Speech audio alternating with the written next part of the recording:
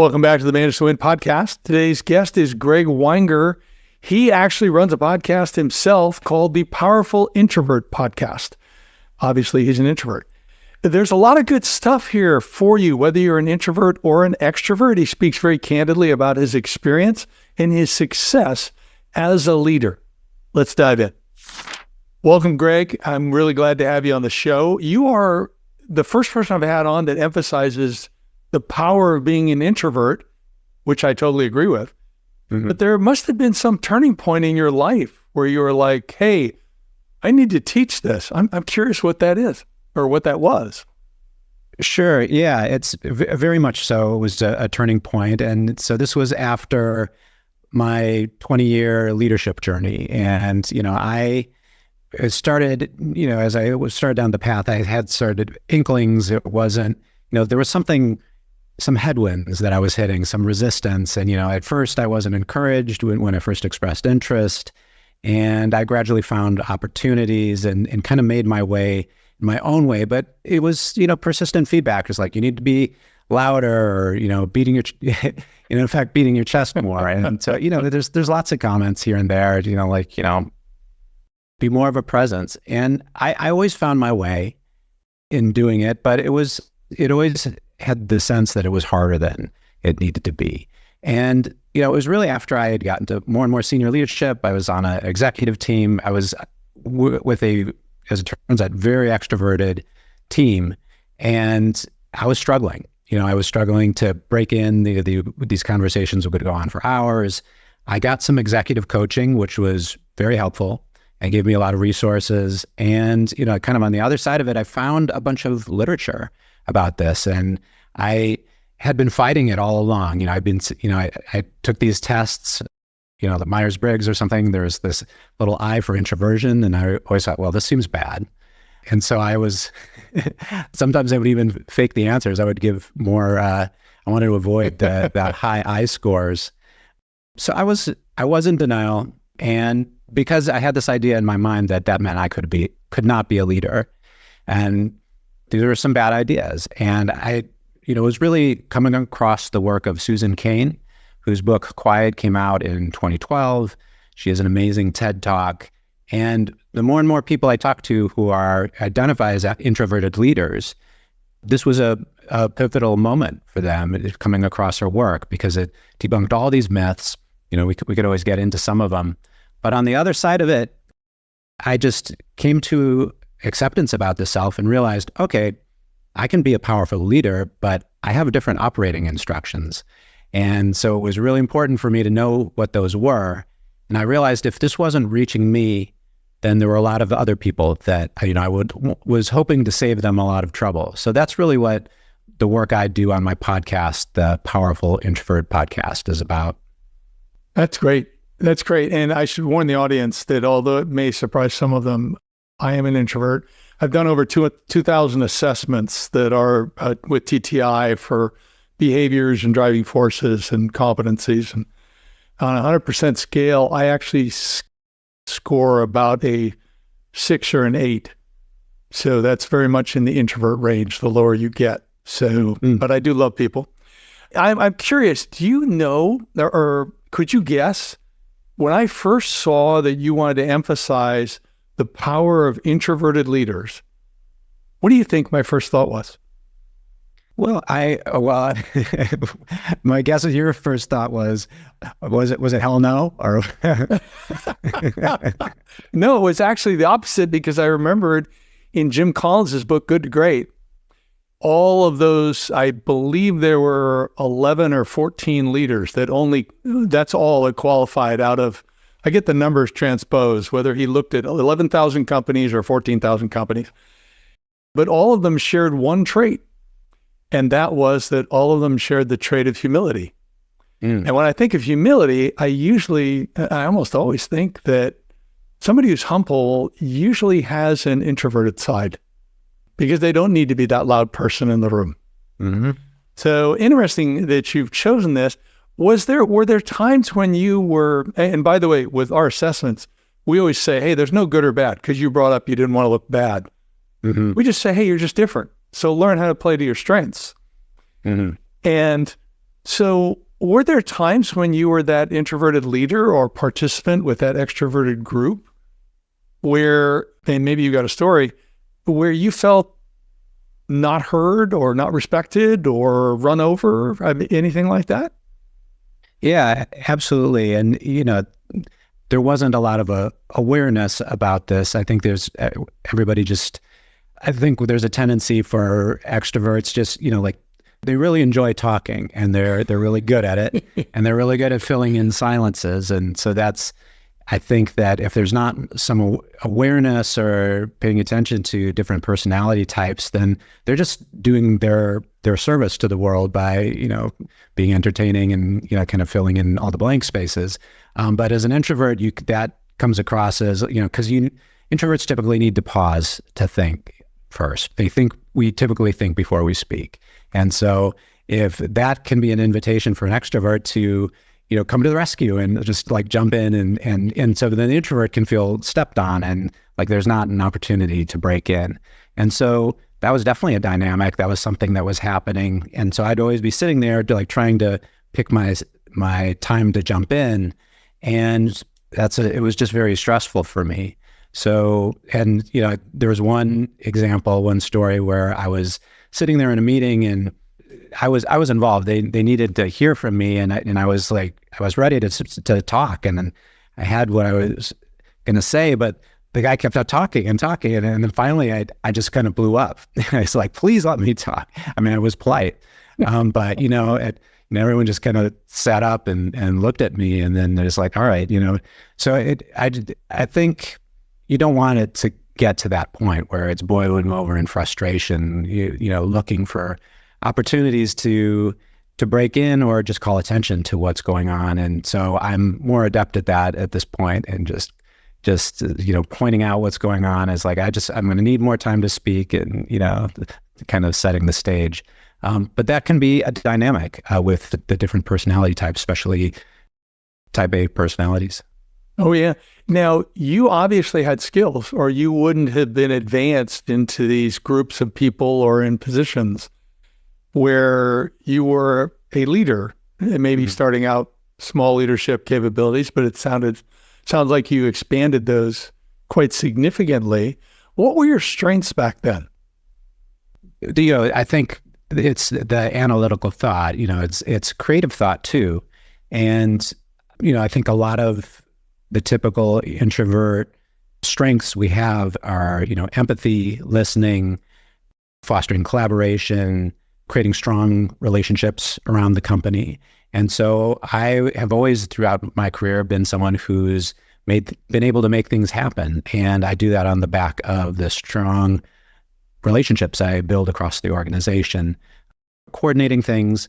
And so one of the things that I needed to add to that skill set at the higher leadership level was a level of decisiveness and knowing when to step in and when to be more concise, and when there's a time for building consensus and there's a time for just coming in with the answers and building some support around that, because people trust you.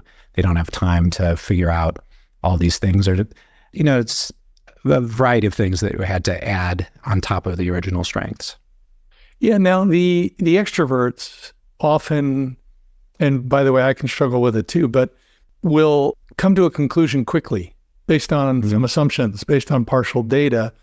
So how were your active listening skills, and were they just strong instinctively, or did you put some intentionality into developing those because they played to your strengths of your analytical skills? Yeah, it's a good question. I do think there's a natural affinity for active listening, and, that's tied into the empathy. And, I did go about it consciously as well. And so what's interesting, you tied that to people making decisions rapidly. And that is sort of an inclination for more extroverted types, where introverts tend to be more analytical. We want to take in all the information, take more time. And there are definitely situations where you don't have the time to make a quick decision, but I think that's always going to be a tension, because my contention was always, look, we don't have to make an immediate decision here. Let's take a step back, gather some facts, and because we don't want to, repeat the mistakes of the past. And there's, you see the frustration bubbling over on the extrovert side, where it's like, no, we don't want analysis paralysis. Or it's like, well, a couple of days isn't paralysis, but so I think that's a natural tension, and it's probably a really healthy tension for an organization.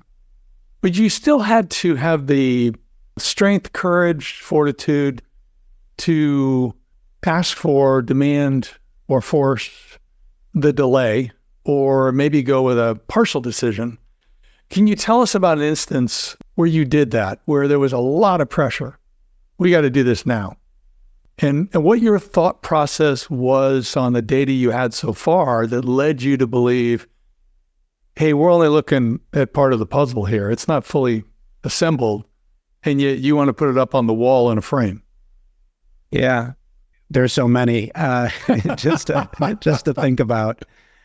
I think about, an instance where, there's always the question. I work in the product organization, and there's always the question of, have we talked to some customers, had enough customers? And if something is coming out of the sales side of the organization, then, there's a tendency to listen with rose-colored glasses on.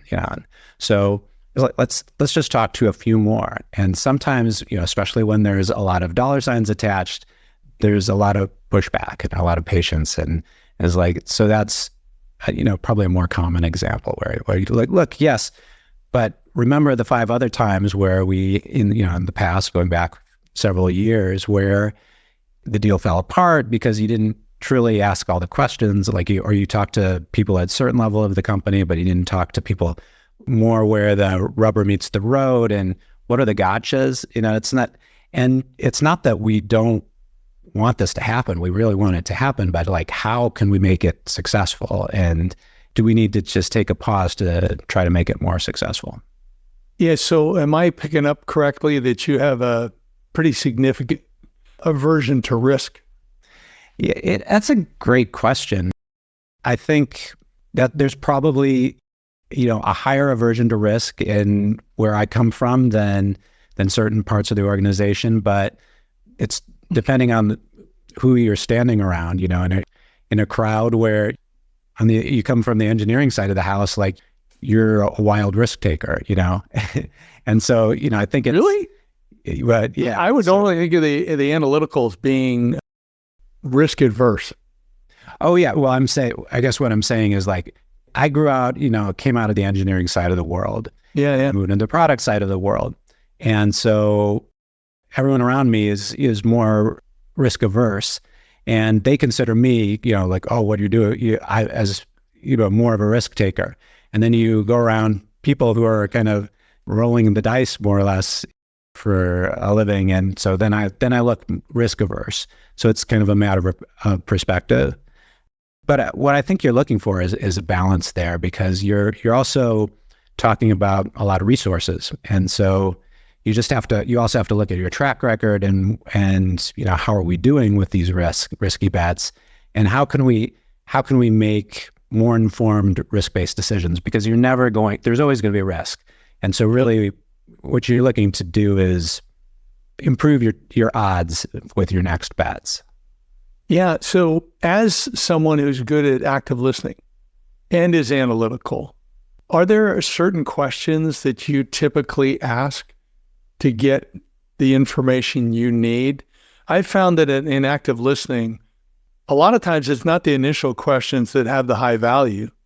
It's when you start peeling back the onion and somebody says this that leads to that. I don't know whether you'd have to use an example to say this, or whether you have some kind of boilerplate questions you like to go through, but is there something you'd like to share with the audience that would help them be better at asking those types of questions?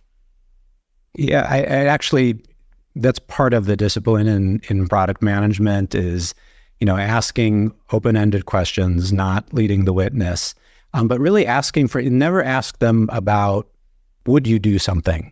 It's always what did you do? Tell us about the last time you opened your email and found something you thought was really suspicious. What did you do? It's almost useless from an evidence perspective to ask people to speculate, because people will speculate all day and it's not that reliable of information. You always want to know, what did they do? And then, so the same thing applies for a job interview.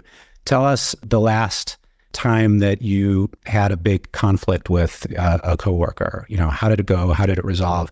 I've been amazed over my career just how fully people disclose their personality in describing it's like, okay, well, it is very clear by telling that story that you're not afraid of conflict, or that you are very afraid of conflict and you never actually confronted the person about what they did.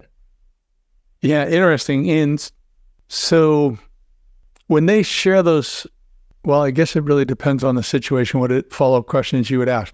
Let me go back to something you said earlier. You said that you were very effective at getting things done because you had relationships.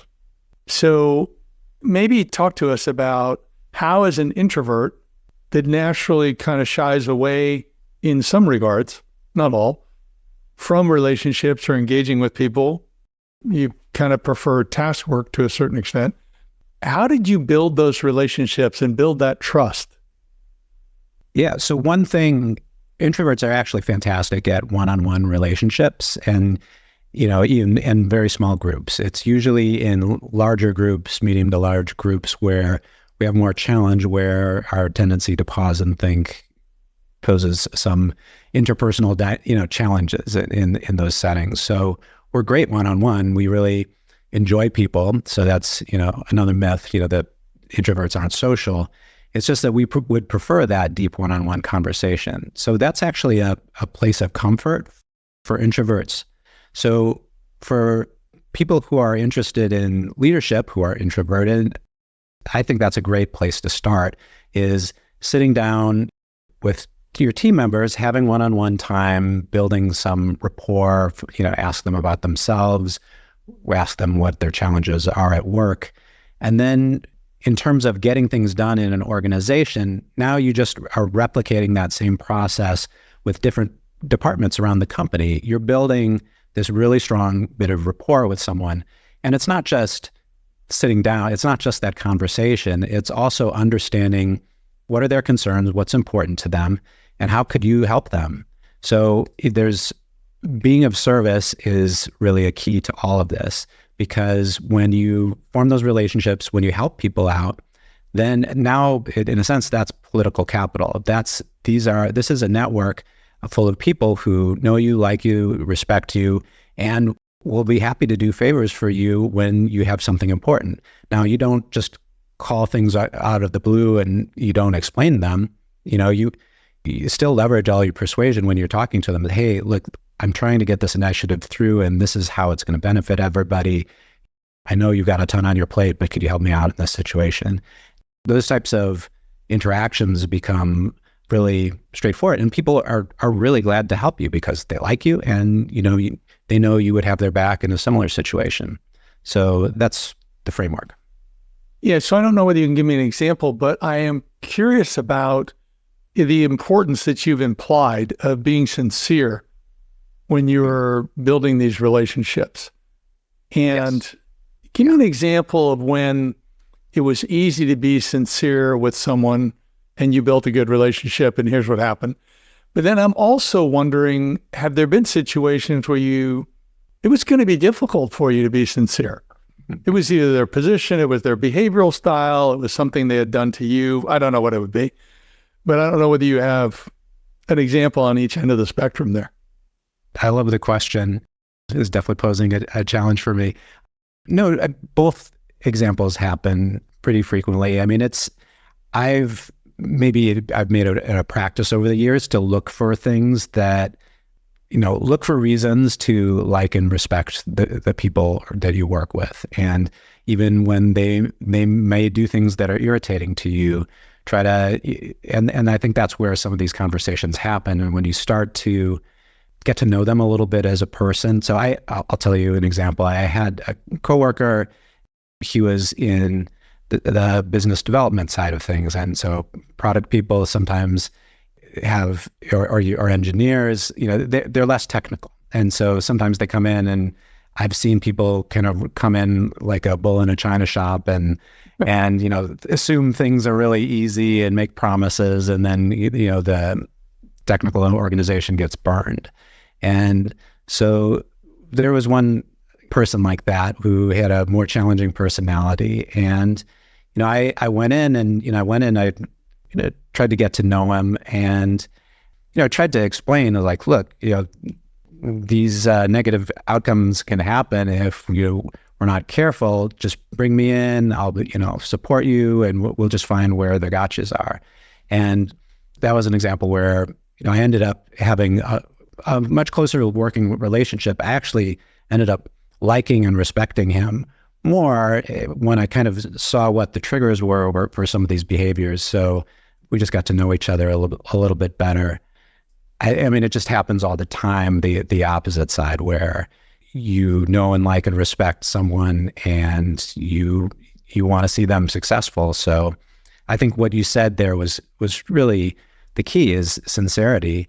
I truly believe that is the best way to get things done. I think that people just end up going out of their way to help each other. And I don't think it's manipulation. It's really about, that's the pathway for us to be most successful as a company.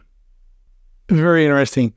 I love the way that you said that you would focus on areas that you could sincerely appreciate in the other person.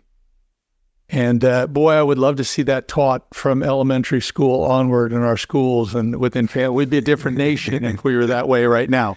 Yeah. It doesn't mean you let everything else go, but it's, if we're going to advance the team, we need to focus on what we have in common. I love the way you did that. That is a major skill. So you could actually go with most anybody and try to find something that you could focus on that you sincerely respected or liked, to form a solid bond with, unless they're violating the law or ethics or something. Right.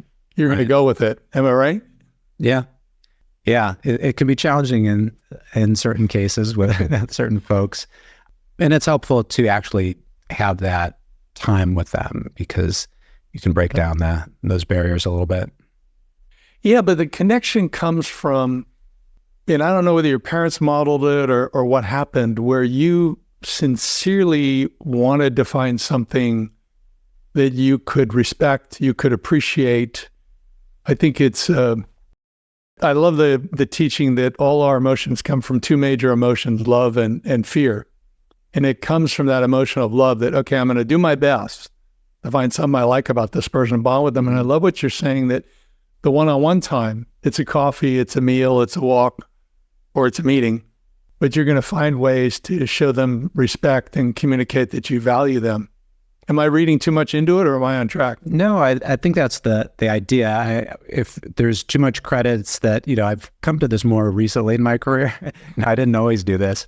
I mean, I did versions of it. I'm thinking of, another guy who I was just predisposed to just not trust him, just because what I was seeing in behaviors. I'm very much pay attention to, what do people say and what do they do? And does what you do align with what you're saying? And, it's just a simple integrity thing. And, you just make rational choices about it when you're working with them. And so I'd seen something, I was disinclined to like the person. He came to town, we went, had lunch. He just won me over, like it was just very personal, like we were just asking silly stuff, just like, what music are you into? And I could just tell he was a genuine person, and I just changed my evaluation of him. It's not that I didn't hold him accountable in the same way, but my attitude around it just flipped. Now you seem like you're very discerning with people. I think you've alluded to that. Have you ever been fooled and someone seemed sincere and then you had to course adjust later because you found out that they were more wounded or a narcissist or whatever their issue may be, and you could not trust them as much as you had hoped? Yeah, absolutely. I mean, I think you get reads on people, and then sometimes they do surprise you. And I think it's what's the fool me twice, shame on me kind of thing. Is like, I'll let myself off the hook for the first one. Okay. And I'm also wondering, so you had this great natural ability or strategy or a combination thereof of building these relationships across an organization, but you only have so much time. Right. So how did you choose who to build those relationships in the first place? That's a good question. I'm thinking about, because a lot of it would happen organically. I think part of it is just understanding certain projects. Who do you need to know in order to get these done? You're going to need to have strong relationships with leadership in different areas. And there's formal leadership structures and there are informal leadership structures. And just because someone doesn't have the title doesn't mean that they're not the leader, they're not extremely influential. And so I think that's an important thing when you arrive in any new situation, is to understand how things do get done, ask questions. What's the last big project that got done? Who was involved? How did it, what were there any blockers? How did they get overcome? Who's kind of the force in the organization? And, those are important people to know just as part of your job. And is there a situation that you could share about somebody who you felt like you needed to build a relationship with, but I think scared is too strong of a word. You were uncomfortable reaching out to that person because it didn't necessarily go exactly with the flow of your immediate responsibilities. Mm-hmm. But maybe you were looking ahead and you were thinking, long term, I probably need some type of relationship with this person where I can help them and they can help me. It'd be a mutual win-win. How'd you overcome the discomfort? The discomfort. I was in a situation where I was feeling more motivated. I think the level of motivation, it becomes the incentive to overcome the discomfort. So that's something that a lot of introverts, and then I think it's probably true for everybody, but especially introverts, there are things in these directions. But if you're an introvert going to leadership, you're going to be uncomfortable. So you better have some pretty strong motivations for why you're doing that and to be consistently doing that. It could be that you just want to expand these capabilities. It can be that you want to have more influence, or, maybe it's just, it's a career thing. It's a title or salary. You want to move forward. And so I had things that were motivating me at the time. And so I'm thinking about an instance when it was a little earlier on in my career, and I wanted to talk to the head of sales and get some of his feedback. And it may have felt a little awkward to ask for the time, but I did. I asked for the time, and we met for a drink. He was a super friendly guy. But yeah, I would tie it back to your purpose. Well, why are you doing this? If you're not doing it, if your fear is overwhelming it, it could be that you are not clear enough on what your why is. What's the reason you're doing this? And sometimes maybe it's like, oh, well, I don't have a strong why, and so that's kind of why. Or maybe actually, now that I think about it, that's pretty motivating, so I'm going to do it. Yeah, well, particularly when that why isn't it's all about me, which makes me think about something you were saying about the sincerity and the questions you ask.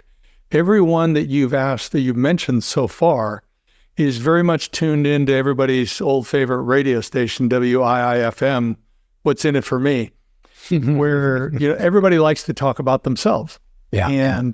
But have you ever worked with someone who isn't, because I don't think it's you, it might be, but have you ever worked with somebody who wanted to be more engaging with other people and wanted to develop these relationships, but really had trouble on the sincerity side? Because you can tune the dial to WIIFM and ask all those questions, but if you're not sincere and you really care about the answers and you use active listening to, when it's appropriate, go a little deeper because you are interested.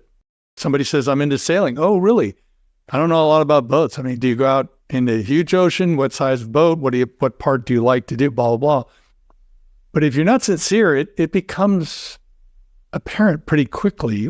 How did you coach that person to maybe look at their why or do whatever to, hey, you need to be sincere, or maybe go in a different route? It's a really excellent question, because that does come up. And you're absolutely right. All of this assumes that you are sincere and that you are able to take a genuine interest. And frankly, some people struggle with that. And I have had people I've coached about that. And that's a more difficult thing to teach. I can't say I was successful in the couple of instances that I'm thinking of. Well, I think it's tough. So I've got a few years on you. I'm 68 right now at the moment. So, but I've had to learn a lot the hard way and with others. Some people, Zig Ziglar used to have a phrase that some people's minds are just like concrete. They're all mixed up and permanently set until you break it apart. But if you do break it apart and kind of help them, but really only somebody can do that with themselves. And sometimes they're just at this time in their life, they're kind of stuck and they can't be open to it. So it's more challenging. Yeah. Interesting. Yeah. And it is. I think that it's not permanently stuck because a lot of people change when you're at a point of crisis where, it's change or bust, but it still takes someone being willing to look at themselves. I agree. Yeah, it's interesting. I haven't thought of it in a non-spiritual sense, but there's an old spiritual teaching that if you remove a demon from possession or influence of somebody, but they don't want it removed, it'll be away for a little bit, but it'll come back with 7 other demons and things will be worse than the beginning. I didn't mean that in a general sense, not trying to make this a religious discussion, but it's an interesting thing that if you try, which you did not, which is great, but if you tried to force someone, hey, you need to be this way, it's not really going to stick until they want it to be, quote unquote, this way. Yeah, I think you meet resistance. I mean, I'm sure I've tried in different circumstances. It's like, are you aware of this? And that, it's actually more that I would say these things, they just weren't sinking in. Yeah. No, definitely. So if you were to name 3 of the greatest potential weaknesses of being an introvert, and by the way, I'm going to ask for the strengths. So I'm not just dwelling on the bad, but I want to move to the strengths. Being an introvert that someone might want to consider overcoming, what would those be? Yeah. So one challenge you're going to have is thinking on your feet, because if it's something is fast paced, you're not prepared, cue in, that's the answer, then you can be overwhelmed. And, especially it's not some territory you're familiar with, because you're not at your mind strength at that point. You're really at your strength when you have time to sit back and take in the full body of evidence, maybe process things intuitively. You could have creative solutions come up. So that's one of them. Great news.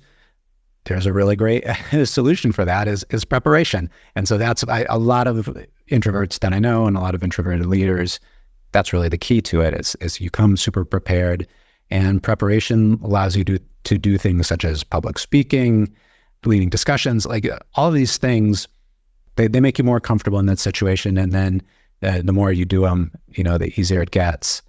You asked for three weaknesses or the 3 challenges.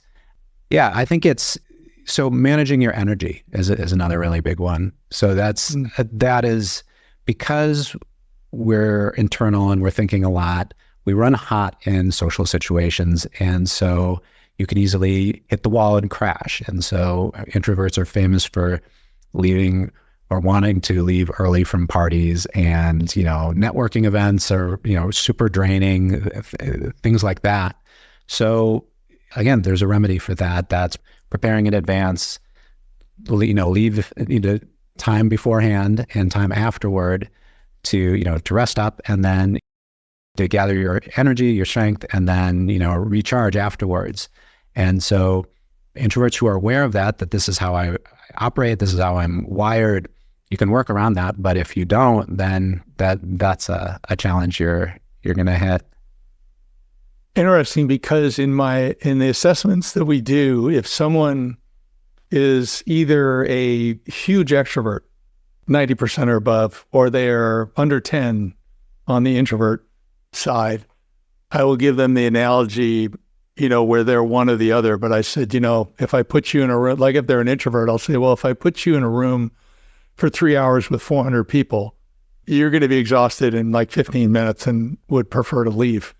Mm-hmm. Whereas if I put this extrovert in there, they're going to come out and be everybody's new best friend, but not remember anybody's name.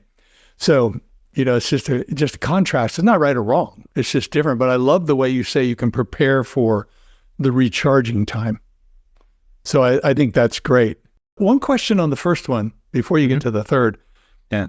Is part of the preparation also being prepared or developing a habit, which I bet you're good at, of when you need that time saying, oh, well, that's interesting. Give me some time to look more into that. And, it's a day or two, but you have some type of phrase that respects the person that, yes, I hear this is urgent or I hear it's important, but I need X amount of time to give it some more attention. Yeah, that's really a good one. Really good advice for that sort of situation. Have those phrases ready to get yourself time. Good. Yeah, the last one is confrontations can be challenging. And that is, I think that's not true for everyone, but I think for a lot of people as they rise up, that's just something that you need to work on to gain comfort in. And there's one-on-one, there's group confrontations. Each of those requires energy, and there are things you can work on there as well. Yeah, and that's a whole podcast in and of itself. So, that's okay. Well, those are 3 solid challenges. What about the 3 superpowers of an introvert? Yeah, well, I think we touched on a number of them. The one-on-one conversation, the relationships, those are a strength you can lean on. The strategic, calm, thoughtful, creative thought, being able to go back and lean on that.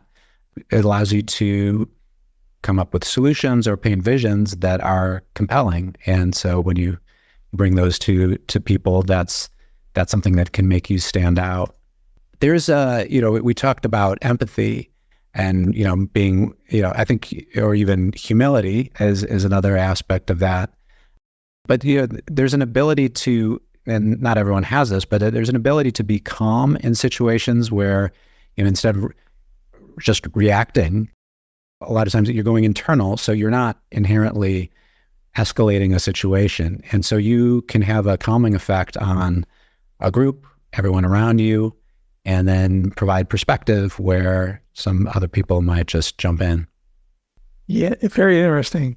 Yeah, it reminds me when you bring up that last point, possibly of President Abraham Lincoln, who stayed calm as, his generals would fail him again and again. And, he surrounded himself with a cabinet where many of them didn't believe in him. And so he had plenty of controversy, but he kind of, at least what I've read, seems to have stayed calm through it all and worked through it all for the good of the country. Yeah, very famous introvert example. I like to only stick to political examples that are at least 100 years old. But he's a famous introvert. So there was a movie in like early 2000s with Lincoln with Daniel Day-Lewis. And there's a story I like to tell from that one where he says in the movie, I never go to a meeting where I don't already know the outcome. And he would go to people one-on-one and lobby and, talk to them until he got the decision. He wouldn't hold the meeting until he talked to all the key players and knew that he was going to get the result he wanted. Interesting. There was actually an old black and white movie made with Henry Ford playing Lincoln when he was a lawyer.